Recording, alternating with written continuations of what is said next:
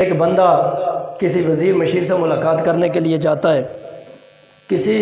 اہم میٹنگ کے اندر جاتا ہے، کسی شادی کے فنکشن کو اٹینڈ کرنے کے لیے جاتا ہے، کسی اور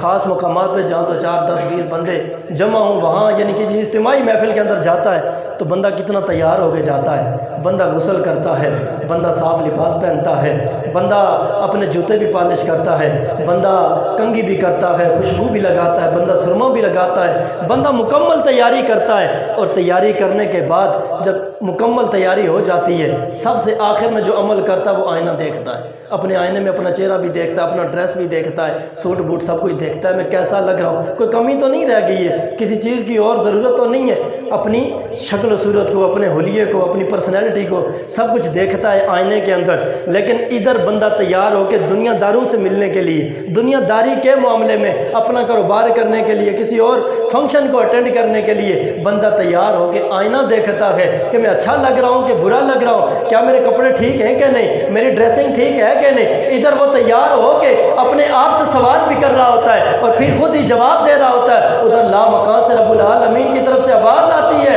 اے بندہ خدا، آج تو اپنے دوست کو ملنے جا رہا ہے، ایک دنیا دار کو ملنے جا رہا ہے، ایک وزیر یا مشیر کو ملنے جا رہا ہے، ایک عظیم اجتماع کے اندر جا رہا ہے۔ اے بندہ خدا، اتنا سور کے، اتنا سج کے جا رہا ہے، اے بندہ خدا وہ وقت کب آئے گا تو اسی طرح اپنے آپ کو سجا کے میرے دربار کے اندر اپنے آپ کو لے کے آئے گا۔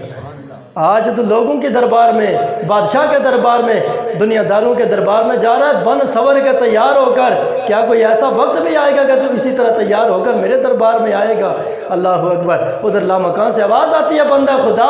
آج ادھر جا رہا ہے، کل تیار ہو کر میرے دربار کے اندر آ جانا۔ بندہ مومن جب تیار ہوتا ہے، تیار ہو کر رب العالمین کے دربار کے اندر جاتا ہے۔ میرے آقا حضور سرکار مدینہ صلی اللہ علیہ وسلم کے غلاموں، بندہ تیار ہو کے رب العالمین کے دربار میں آتا ہے، آواز قدرت آتی ہے، اے بندہ خدا، تو نے میری رضا کی خاطر، میری خوشنودی کی خاطر بن سور کے، صاف لباس پہن کے، صاف جسم لے کے تو میرے دربار میں آیا ہے، اور تو ظاہر کو پاک کر کے آیا ہے، ظاہر کو صاف کر کے آیا ہے، ظاہر کو سنوار کے آیا ہے۔ اے بندہ مومن آ، اب میں تیرے باطن کو بھی سنوار دیتا ہوں۔ تو نے ظاہر کو سنوارا ہے، میں خدا تیرے باطن کو بھی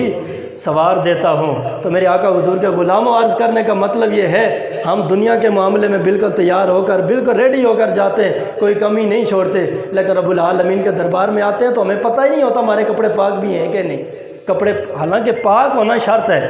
پاک ہونا کپڑوں کا شرط ہے، لیکن صاف ہونا بھی تو آخر نماز کے بھی کچھ آداب ہیں، رب العالمین کے دربار میں آنے کے بھی کچھ آداب ہیں۔ بندہ کسی بڑے آفیسر کے دربار میں جاتا ہے تو بالکل بندہ تیار ہو کے جاتا ہے، اصول اور قوانین کو مد نظر رکھ کے جاتا ہے، اور بندہ نماز کے لیے آئے میلے کچالے کپڑے پہن کے، اور اسی طرح سر پہ ٹوپی بھی نہ، بندہ کہ نماز ہو جاتی ہے، یار ہونا نہ ہونا وہ الگ مسئلہ ہے، لیکن آخر رب کے دربار کے بھی تو اصول ہے، رب کے دربار کے بھی تو کچھ آداب ہے کہ بندے کو کس انداز میں رب العالمین کے دربار میں آنا چاہیے۔ جناب امام اعظم ابو حنیفہ رحمۃ اللہ تعالیٰ علیہ، جو ہمارے فقہ کے امام ہیں، جن کے ہم مقلد ہیں، پیروکار ہیں، امام اعظم ابو حنیفہ نے 30,000 دینار کا سوٹ خریدا بازار سے۔ 30,000 دینار کوئی معمولی چیز نہیں ہے، اس دور کی بات ہے۔ 30,000 دینار کا سوٹ خریدا، دکاندار بھی حیران ہو گیا، اس نے سوچا یہ تو مولوی ہے، اور مولوی صاحب خود کو امام اعظم کہتے ہیں، اور 30,000 دینار کا اتنا مہنگا سوٹ، بڑے بڑے بادشاہ بھی اتنا مہنگا سوٹ نہیں پہنتے۔ خریدا اور خرید کر جا کر درزی کو دیا، درزی بھی حیران اور ششدر ہے، سلائی ہو گئی، جناب امام اعظم ابو حنیفہ سوٹ لے کے آ گئے۔ کافی عرصے تک درزی اور وہ دکاندار آپس میں ان کی بات چیت ہوتی رہی۔ انہوں نے کہا بڑا قیمتی سوٹ 30,000 دینار کا خرید کر لائے تھے اور تیار بھی کروا لیا تھا، لیکن آج تک اتنا عرصہ گزر گیا، امام اعظم نے کبھی وہ سوٹ پہنا نہیں ہے۔ بڑی بڑی میٹنگ بھی اٹینڈ کرتے ہیں، محفلوں کے اندر بھی جاتے ہیں، مدرسے کے اندر بھی جاتے ہیں، ہر طرف جاتے ہیں، لیکن کبھی ان کے جسم پہ سوٹ دیکھا نہیں ہے۔ ایک دن آپ کے دربار کے اندر حاضر ہو کے عرض کرتے ہیں، اے امام اعظم ابو حنیفہ، آپ نے وہ 30,000 دینار کا سوٹ خریدا تھا، آپ نے سلائی بھی کروایا تھا، لیکن آج تک آپ کے جسم پہ دیکھا نہیں ہے، وہ سوٹ آپ نے کدھر کو چھوڑا ہے؟ بولو ذرا سبحان اللہ۔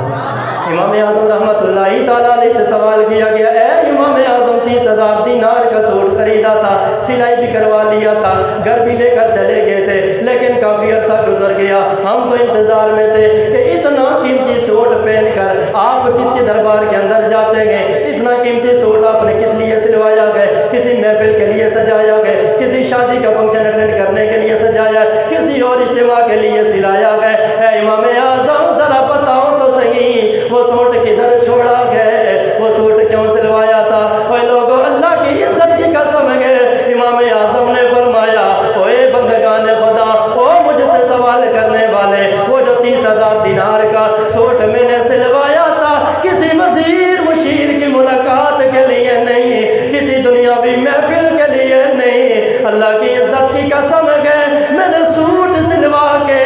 اپنے گھر میں رکھا ہے، جب رات کو اٹھتا ہوں رب العالمین کی بندگی کرنے کے لیے وضو کر کے وہ لباس پہن کے مصلی پہ کھڑا ہو کر اس لباس کے ساتھ اپنے خالق و مالک کے دربار میں حاضری دیتا ہوں۔ میں نے دنیا